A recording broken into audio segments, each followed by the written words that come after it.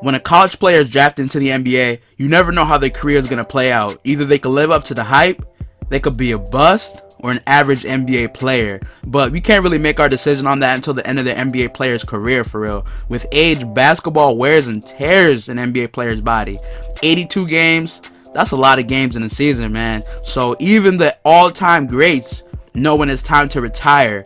And I'm discussing a similar topic today, 10 NBA players that are probably gonna retire soon. If you enjoyed this video, make sure to smack that like button and subscribe to keep up with my videos.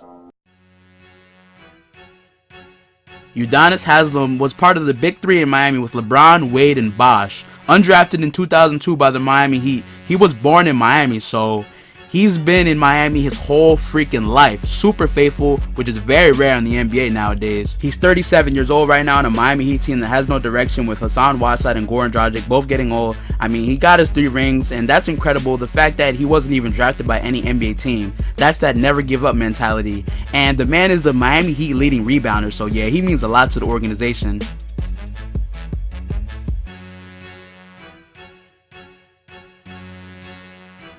Richard Jefferson, the 13th pick by the Houston Rockets, traded away to the New Jersey Nets at the time, where he played the best basketball of his career, like back in 2004 where he averaged 22 points, 7.3 rebounds, and 4 assists, playing with guys like Vince Carter, Jason Kidd, and Kenyon Martin. He's played for 7 other NBA teams after the New Jersey Nets and has never really been effective on the court, but definitely a great team player to have. He's 37 years old now and was shipped off to the Denver Nuggets towards the middle of the season after playing with the Cleveland Cavaliers, but at least we could say this man won a championship with LeBron James and Kyrie Irving back in 2016.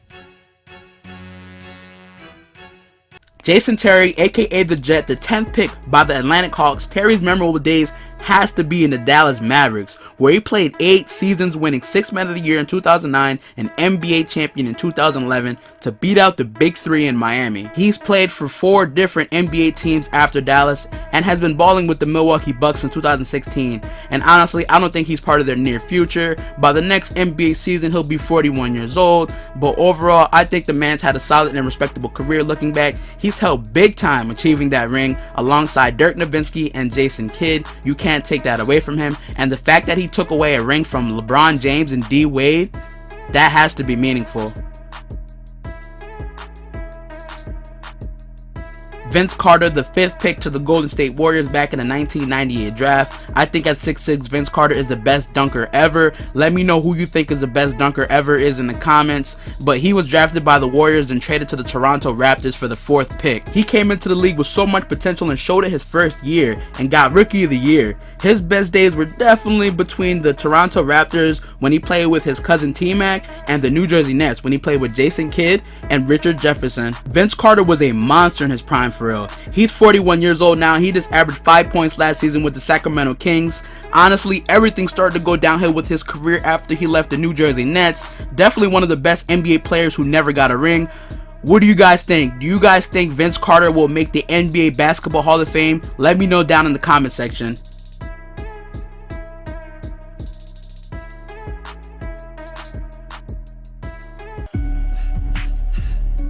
Pau Gasol, the 3rd pick to the Atlantic Hawks, who traded his draft right to the Memphis Grizzlies, where he won Rookie of the Year back in 2002 with 17.6 points and 8.9 rebounds. He played there for 7 seasons and oddly enough was traded for some bums and his little brother Marc Gasol, which they shipped him off to LA to play with alongside Kobe Bryant. The much needed help that Kobe Bryant needed after losing Shaq. He helped Kobe get his 4th and 5th ring back in 2009 and 2010.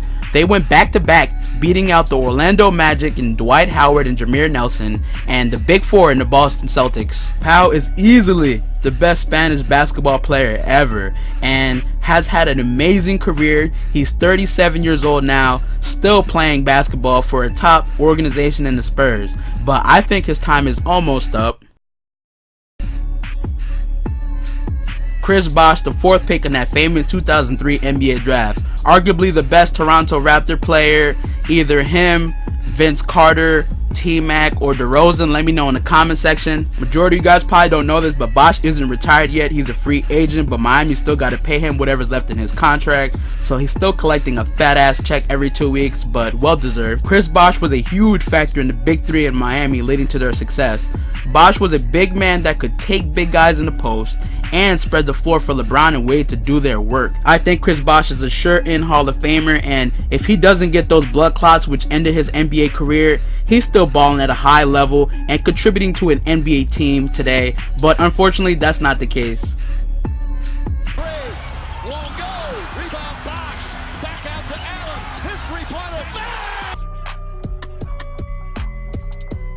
Emmanuel Manu Ginobili, the 57th pick in the 1999 NBA draft, arguably the best European to play basketball, one of the very few NBA players that remain loyal to the NBA team that drafted him. This man has been playing basketball literally his whole life, and it's all paid off, man, winning 6th Man of the Year back in 2008 with 19.5 points, 4.5 rebounds, and 4.8 assists, and obtaining 4 NBA championships, starting in 2003 playing alongside Tim Duncan and Tony Parker, and was a majority factor in every single one of them. This man's a relentless winner. He was also the originator of the Euro step. He helped make it popular in the NBA today, where you see guys like Harden, Westbrook, Giannis Antetokounmpo mastered it, and it looks so damn smooth, man. So yeah, Ginobili definitely a sure Hall of Famer, no doubt. Tony Parker, the 28th pick to the San Antonio Spurs back in the 2001 NBA draft, the best French basketball player ever, hands down, a huge contributor to the 4 NBA championships the Spurs has, and another Spurs member that has been completely loyal his whole NBA career. And man, you gotta give respect to that.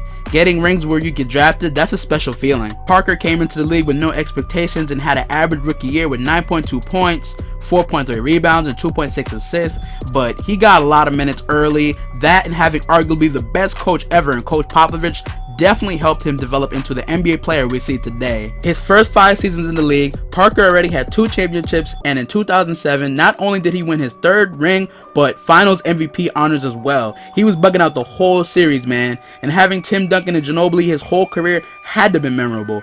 He's still balling today, and I think he maybe has 1 or 2 seasons left in him.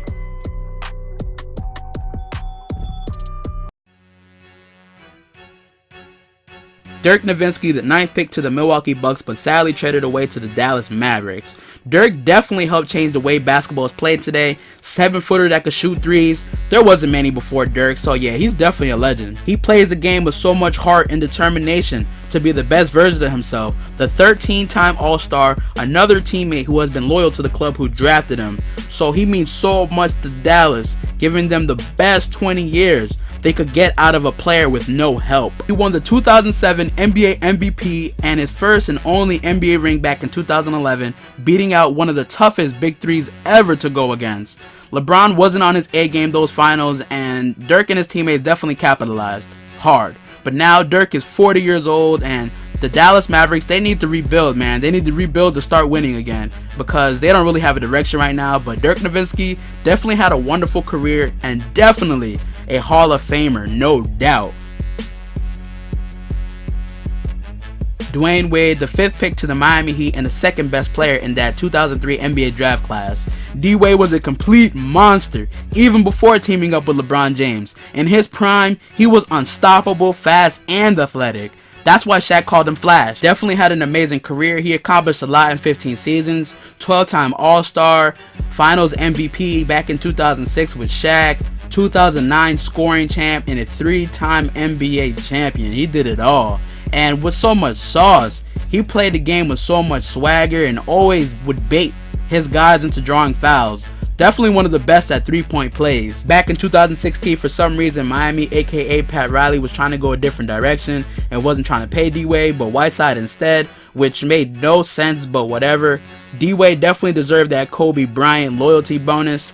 That drove him to sign with his home team in Chicago, which didn't last long. Then he went back with LeBron James in Cleveland, and that didn't last long neither. And now he's back home in Miami, where we all know he's gonna retire. It's just a matter of when. Easily a Hall of Famer, 3rd best shooting guard of all time, and he definitely deserves a statue outside of Miami when he retires. I don't think anybody would be upset or mad if he retired, this season because he had a wonderful career, and we'll probably never see another DWade again. Okay, so after watching this video, who do you think is going to retire next season? And do you guys remember these 10 players in their primes? I thought this video would be pretty interesting because a lot of these guys I grew up watching are starting to either decline or retire. You know, it's hard to see an NBA player hang up their shoes, but there's always a time for everyone except LeBron. And if you enjoyed this video, make sure to smack that like button as it helps my channel grow, and subscribe to keep up on my weekly videos. And I'm going to check you in my next video. Wait for it.